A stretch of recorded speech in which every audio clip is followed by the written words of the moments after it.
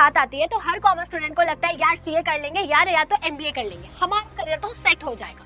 पर ये दोनों ऑप्शंस डिमांड करते हैं अच्छी खासी न्यूमेरिकल पार्ट पे कमांड। बच्चों को ऑप्शंस पता नहीं होता तो फिर वो सोचते हैं कि यार यही ट्राई कर लेते हैं, हो जाएगा। और ये ट्राई के चक्कर में वो एक ऐसे लूप होल में फंस जाते हैं जहाँ पे at the end of the day उन्हें सिर्फ और सिर्फ डिसअपॉइंटमेंट, बहुत सारे अटेम्प्ट्स देने को मिलते हैं।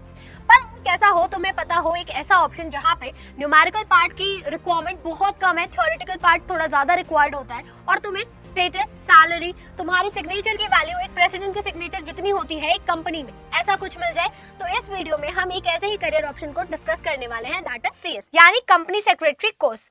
जनरली जो ये हमारा कोर्स होता है कंपनी सेक्रेटरी का, इसकी जो गवर्निंग बॉडी है दैट इज ICSI, यानी एग्जामिनेशन हो, रजिस्ट्रेशन हो, मेंबरशिप देना हो, कोड ऑफ कंडक्ट डिसाइड करना हो सीएस का, तो ICSI के थ्रू ही होता है। अब अगर हम देखें तो सीएस एक्चुअली करता क्या है? सीएस आपका आर्बिट्रेटर होता है, आपका लॉयर होता है, कंपनीज की बोर्ड मीटिंग मैनेज करना, डॉक्यूमेंटेशन कंप्लीट करना, आरओसी के पास फाइलिंग करना। ROC stands for registrar of a company, जहां पे कंपनी का इनकॉर्पोरेशन होता है, कंपनी के ऑब्जेक्टिव डिसाइड होते हैं, कंपनी अगर कल की डेट में वाइंड अप भी प्लान कर रही हो ना तो वो आरओसी के पास ही जाकर होता है। एनसीएलटी के सामने कंपनी को रिप्रेजेंट करना। अब एनसीएलटी क्या होगा? National company law tribunal. जैसे हम सब के लिए डिस्ट्रिक्ट कोर्ट होता है, स्टेट कोर्ट होता है, सुप्रीम कोर्ट है, वैसे ही कंपनीज के लिए क्या है? एनसीएलटी बना रखा गया है। उसके बाद आता है advising the directors on a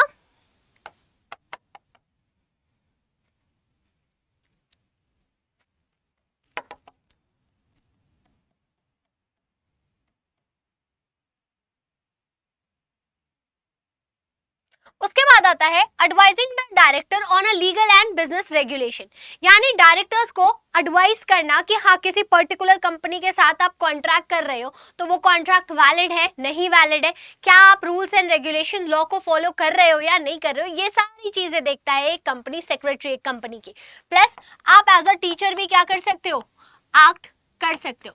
तो भाई एक कोर्स और मल्टीपल आपके पास क्या है? डोर्स होंगे अगर आप इस कोर्स को क्या करते हो? परस्यू करते हो। तो इसके बाद अगर हम देखें तो एलिजिबिलिटी, इसकी एलिजिबिलिटी किसके पास है? क्या सिर्फ और सिर्फ कॉमर्स स्टूडेंट एलिजिबल होते हैं इसके लिए? बिल्कुल भी नहीं। इसके लिए तुम्हारे साइंस स्ट्रीम के स्टूडेंट्स भी एलिजिबल होते हैं, ह्यूमैनिटीज स्ट्रीम के भी स्टूडेंट्स एलिजिबल हैं, तुम्हारे कॉमर्स वाले तो भाई ऑब्वियस सी चीज है कि इसके लिए क्या है? एलिजिबल है। और कब से आप इस कोर्स में एनरोल कर सकते हो खुद को या फिर परस्यू कर सकते हो? तो after class 12th। Okay, next that is stages. कितने स्टेज में ये एग्जाम आपको देना पड़ता है या फिर कितने लेवल इस एग्जाम्स के होते हैं? हमारे पास 3 लेवल होते हैं। सीएस एग्जीक्यूटिव एंट्रेंस टेस्ट, जिसे हम CSEET के नाम से भी जानते हैं। ये वाला जो लेवल है ये आपको तब देने की जरूरत पड़ती है अगर आपने अपना ग्रेजुएशन क्या नहीं कर रखा है? कंप्लीट नहीं कर रखा है, या फिर अभी तक अपना ग्रेजुएशन आपने स्टार्ट ही नहीं किया होगा तो। ओके, यहाँ पे क्रॉस कर दे रही हूँ, इसका मतलब समझ जाना कि नहीं स्टार्ट किया है तब ये एग्जाम आपको देने की जरूरत पड़ेगी। पर अगर आपका ग्रेजुएशन हो रखा है तब आपके पास सिर्फ और सिर्फ यही 2 स्टेजेस होते हैं, एग्जीक्यूटिव एंड प्रोफेशनल। तब आपको स्टार्ट करना होगा एग्जीक्यूटिव लेवल से, और जैसे ही आप अपना एग्जीक्यूटिव लेवल स्टार्ट करते हो या मतलब एग्जाम क्लियर करते हो बेसिकली, तो आपको लेनी होती है 30 डेज की ट्रेनिंग। उसके बाद जब आप प्रोफेशनल में इनरोल करते हो और प्रोफेशनल एग्जाम क्लियर आउट करोगे अपना, तो अगेन यहाँ पे आपके पास आएगी 30 डेज की ट्रेनिंग, जिसमें क्या होता है 15 डेज आपके ऑनलाइन होते हैं ट्रेनिंग के और 15 डेज आपके ऑफलाइन होते हैं ट्रेनिंग के। इसके अपार्ट आपको रिक्वायर्ड होती है 21 मंथ्स की क्या? ट्रेनिंग। और ये ट्रेनिंग कोई नेसेसरी नहीं है कि आप क्या करो? एग्जीक्यूटिव एग्जाम क्लियर होने के बाद ही करो। आप चाहो तो एग्जीक्यूटिव एंड प्रोफेशनल दोनों करने के बाद क्या कर सकते हो? अपनी ये वाली ट्रेनिंग कंप्लीट कर सकते हो। इसके बाद है हमारे पास सब्जेक्ट्स जो CSEET में आपसे पूछे जाते हैं। तो पहला सब्जेक्ट है बिजनेस कम्युनिकेशन, दूसरा है इकोनॉमिक्स एंड बिजनेस एनवायरनमेंट, तीसरा सब्जेक्ट है हमारा business law and management, and चौथा सब्जेक्ट है हमारे पास अकाउंटेंसी। अब ये जो 4 सब्जेक्ट है ना, हर एक सब्जेक्ट होता है तुम्हारा 100 मार्क्स का। तो इसमें पासिंग क्या होती है? स्कूल की तरह होती है कुछ सेट, या फिर लाइक मैक्सिमम आप जितना ला सको उतना लाना होता है, जैसे CUET एग्जाम्स में होता है। इसमें पासिंग लिमिट हर एक इंडिविजुअल सब्जेक्ट की होती है, that is 40 marks. Okay, each subject में मुझे 40 मार्क्स लाना होगा ताकि मैं पर्टिकुलर सब्जेक्ट में पास कंसिडर की जाऊं। बट क्या 40 मार्क्स लाने से मैं पास हो जाऊंगी?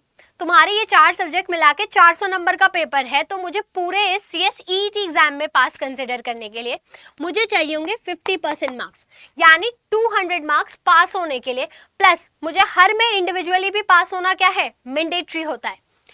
अब जैसे ही आपका CSET कंप्लीट हो जाता है, आपके पास आता है आपका CS एग्जीक्यूटिव। CS एग्जीक्यूटिव की बात करें तो 2 ग्रुप है, ग्रुप 1 एंड ग्रुप 2।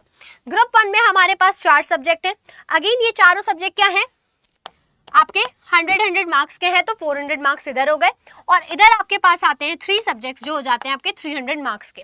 अब क्या ये दोनों ग्रुप हमें साथ में देना जरूरी है, या पहले ग्रुप 1 देंगे तभी ग्रुप 2 दे सकते हैं, या कंप्लीटली आपकी मर्जी है कि ग्रुप 1 पहले देना चाहते हो, ग्रुप 2 पहले देना चाहते हो, या दोनों साथ में देना चाहते हो। इसमें भी सिमिलर आपका पासिंग क्राइटेरिया है, इंडिविजुअल 40 और ओवरऑल आपको पासिंग के लिए चाहिए दैट इज 50%।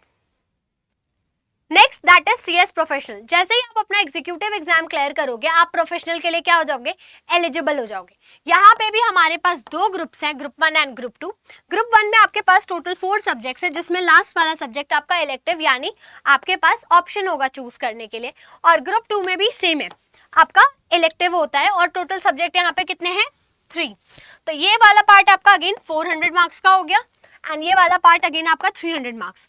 पासिंग की बात करें तो सेम पासिंग क्या है, यहाँ पे पासिंग यहाँ पे आपकी बनेगी वही 40 इंडिविजुअल और 50% ओवरऑल। इसके अपार्ट एक बहुत ही इंटरेस्टिंग चीज होती है कि अगर मैंने किसी सब्जेक्ट में 60 मार्क्स पा लिए, सपोज मैंने मेरे पहले सब्जेक्ट में 60 मार्क्स स्कोर किए, ठीक है, और ड्राफ्टिंग में हम ले लेते हैं 35, और कंप्लायंस में मैंने ले लिया 40 मार्क्स, और इलेक्टिव में हम ले लेते हैं मेरे 50 मार्क्स, तो क्या मैं पूरा पास हो पा रही हूँ? कहीं से भी नहीं हो पा रही। 35 में इसकी वजह से मैं क्या हो जा रही हूँ, फेल हो जाती हूँ। तो ओवरऑल अगर मैं पूरे ग्रुप में फेल हो रही हूँ और किसी एक सब्जेक्ट में मेरे 60 मार्क्स है ना, तो मुझे अगले अटेम्प्ट में वो वाला सब्जेक्ट नहीं देने की जरूरत पड़ेगी जिसमें क्या होते हैं, मेरे 60 मार्क्स होंगे। यानी यहाँ पे क्या मिलती है स्टूडेंट्स को, एग्जम्पशन मिलती है, कितने मार्क्स पे, 60 मार्क्स पे नेक्स्ट अटेम्प्ट में। अब अगर हम देखें CS में, तो क्या CS करके आपके पास सिर्फ और सिर्फ जॉब करने का ऑप्शन होता है? नहीं, आप जॉब तो कर ही सकते हो, इसके साथ साथ आप प्रैक्टिस कर सकते हो। प्रैक्टिस करने का मतलब किसी CA के अंडर जॉब कर सकते हो, CA के अंडर भी CSS होते हैं, किसी लीगल फर्म में आप जॉब कर प्रैक्टिस कर सकते हो, अपना खुद का सेटअप भी खोल सकते हो। जॉब के लिए आप कंपनीज में जाओ, कंपनीज की कंपनी सेक्रेटरी बनो, ट्रेनी बनो, ये सब आपके पास ऑप्शंस ओपन होते हैं।